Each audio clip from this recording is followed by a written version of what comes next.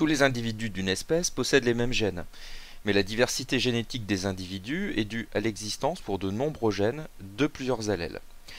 En effet, bien que les molécules d'ADN soient extrêmement stables, elles peuvent subir, en un endroit quelconque ou des endroits de la séquence de nucléotides, un changement qu'on va appeler mutation, et notamment on va le voir au moment de leur réplication. Et ces mutations seront à l'origine de la biodiversité. Voyons cela d'un peu plus près. Alors il existe deux types de mutations suivant l'ampleur que cela va représenter au niveau du matériel génétique. Il y a des mutations qui ne concernent qu'un seul nucléotide, on va les appeler des mutations ponctuelles. Par contre, celles qui concernent un plus grand nombre de nucléotides vont s'appeler des mutations de grande ampleur. Alors commençons par les mutations de grande ampleur. Eh bien, il y en a deux types. Le premier type que l'on a déjà vu, il s'agit des duplications. Quand on a fait par exemple l'étude de l'œil, l'étude de la vision, ça aboutit à la formation de nouveaux gènes qui ont bien sûr des liens de parenté, donc on va appeler des familles multigéniques, et ça va être le cas par exemple du gène des opsines. Il existe un deuxième type de mutation de grande ampleur. Il s'agit en fait de la répétition d'une partie, d'une séquence nucléotide d'un gène, comme par exemple la répétition du motif CAG, CAG, CAG, CAG dans la chorée de Huntington. Et s'il y a un nombre de répétitions anormales, eh bien ça va créer la mutation d'un allèle.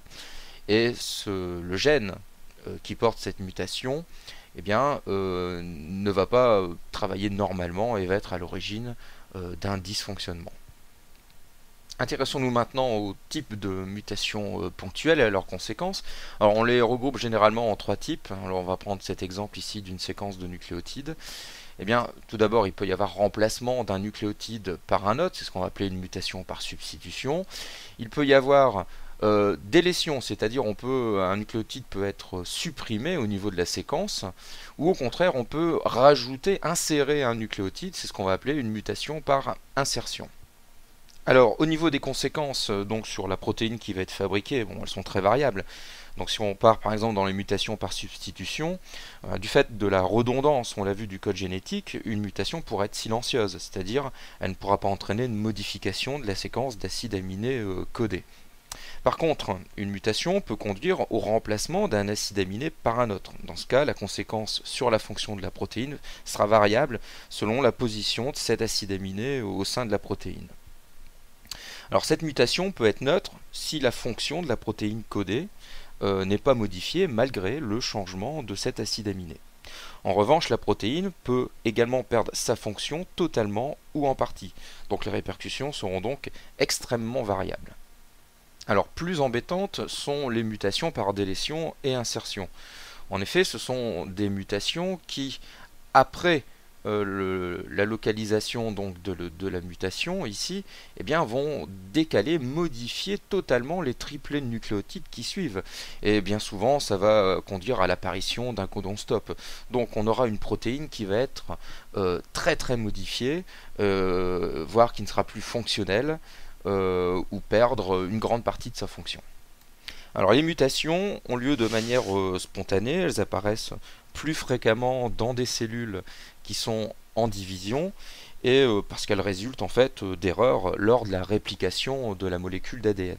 Bon, cependant, il peut y avoir aussi des erreurs en dehors de la réplication lorsque l'ADN va être endommagé, par exemple, par des facteurs extérieurs. Alors ces facteurs extérieurs, on va les appeler des agents mutagènes. Alors faisons juste un rapide aperçu de ce que sont ces agents, de quelques agents mutagènes.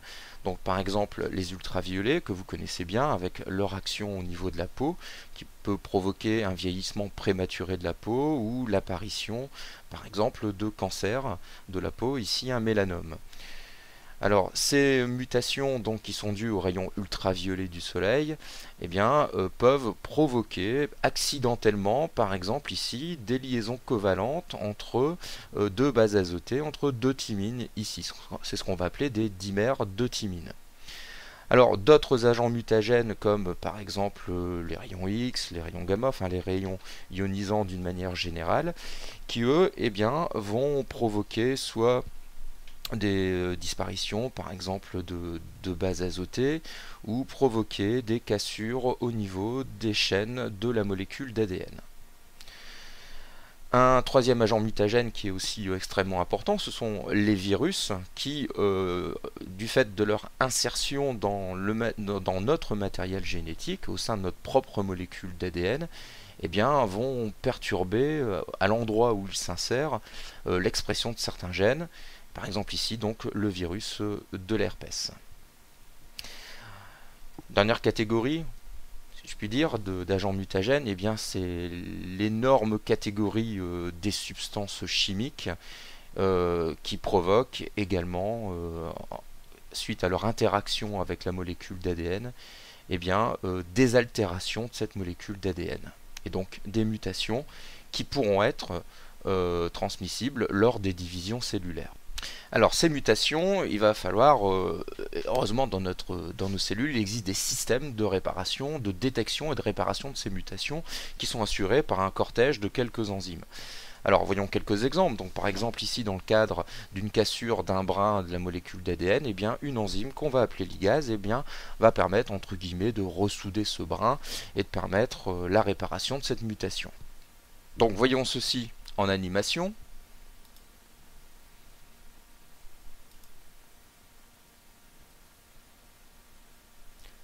La lésion est repérée mais va arrêter temporairement la réplication, donc l'enzyme va passer cette zone et c'est maintenant que la réparation va se faire.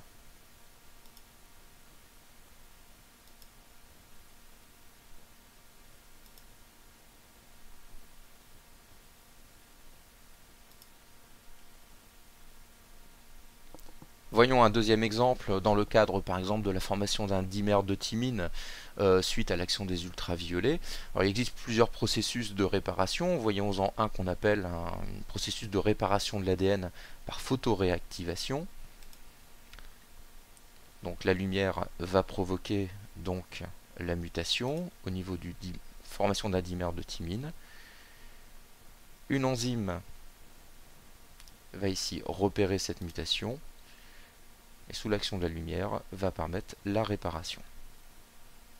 Les mutations peuvent toucher tous les types de cellules, et notamment, comme on l'a dit, toutes les cellules qui se divisent. Alors on va distinguer les mutations donc somatiques des mutations dites germinales. Alors les mutations somatiques, dans les mutations somatiques, eh bien, sont les cellules qui ne participent pas à la formation des cellules reproductrices. Alors ces mutations ne se transmettent pas à la descendance de l'individu concerné, mais en se multipliant, ces cellules vont pouvoir former un clone dont toutes les cellules vont posséder la mutation. C'est par exemple le cas de cellules, d'une cellule qui est devenue cancéreuse et qui, en se multipliant, eh bien, va former un clone de cellules cancéreuses et être à l'origine, par exemple ici, de l'apparition d'une tumeur. En ce qui concerne les mutations germinales, eh bien, ce sont des mutations qui affectent les cellules à l'origine des ovules ou des spermatozoïdes. Et là, par contre, ça pourrait être transmis dans le cadre d'une fécondation à la cellule œuf. Donc les mutations sont toujours liées à des phénomènes qui ont lieu au sein des cellules, qui entraînent un changement dans l'ADN. Elles peuvent être héréditaires ou non héréditaires. Alors, ces mutations, on a vu précédemment qu'elles avaient des conséquences sur la protéine qui était fabriquée. Et bien souvent, on pense que ces conséquences sont la cause de maladies génétiques. Bon, en réalité, ce n'est pas toujours le cas. Et ces mutations vont être aussi à l'origine d'une biodiversité du monde vivant. Alors, prenons l'exemple ici des groupes sanguins que vous connaissez depuis la classe de 3e, eh bien ces groupes sanguins A, B, O sont issus en fait de mutations. Donc on est loin ici d'une maladie génétique si vous êtes porteur d'un groupe sanguin A, B ou O. Un autre exemple où les mutations interviennent pour enrichir la biodiversité, par exemple au sein d'une espèce, eh bien, c'est le cas, par exemple, des gènes qui vont être à l'origine de la couleur de la peau. Alors, j'en présente un ici, c'est le gène SLC24A5 qui intervient en partie dans la couleur de la peau. Il existe sous deux formes, une forme ancestrale qu'on pourrait qualifier non mutée, et puis une forme mutée. Alors, la forme ancestrale représentée en bleu ici, est la forme qui va être à l'origine d'une synthèse, en partie d'une synthèse importante de mélanine, tandis que la forme mutée eh bien, va être à l'origine d'une synthèse bien moins importante de mélanine. Donc, cette forme mutée qui est issue donc de mutation, on voit ici, va enrichir la biodiversité au sein d'une espèce et non pas être à l'origine de maladies. Alors, dernier point important, en ce qui concerne ces allèles, des groupes sanguins et les allèles ici au niveau de la couleur de la peau, eh bien, il va de soi que ces mutations à l'origine de ces allèles ont été transmises par des cellules germinales.